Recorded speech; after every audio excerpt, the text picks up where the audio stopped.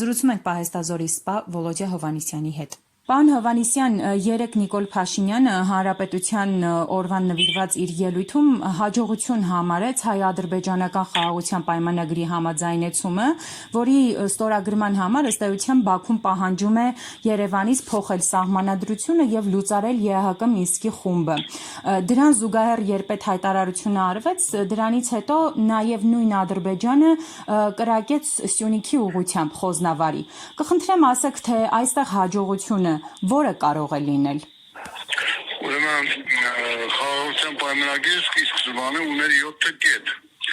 Դա ոչ թե խաղաղության պայմանագիր է, այլ կապիտուլյացիայի պայմանագիր է,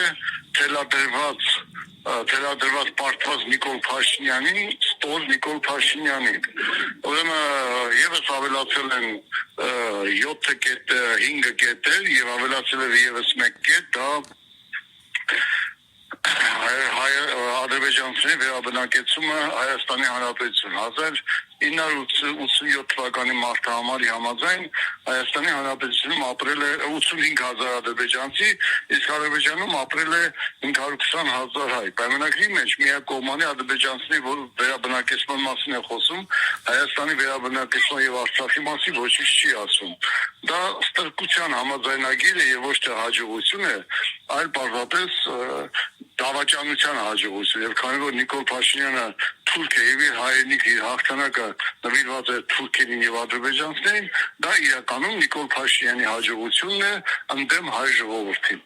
Իր համար ինչպիսին կարող է արտահայտվել այդ հաջողությունը, պարոն Հովհաննիսյան, մնալով իշխանության Հայաստանի էթնիկական եւ դանդաղ կործանմամբ թուրքական էթնոսի կողմից։ Որովհետև 22 միլիարդ է հատկացվել Ադրբեջանում վերաբնակեցման ծրագիր իրականացնելու համար, ստեղծվում են ադրբեջանական շուրաներ, դրանք ինքնավար մահմեդական ինքնավարություն ունեցող մարմիններ են Հայաստանի Հանրապետության ինքնիշխան տարածքում, եւ այդ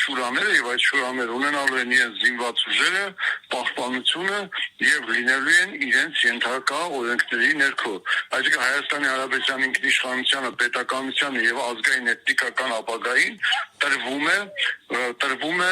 կործանիչ հարված Նիկոլ Փաշինյանի դավաճանական քաղաքականության։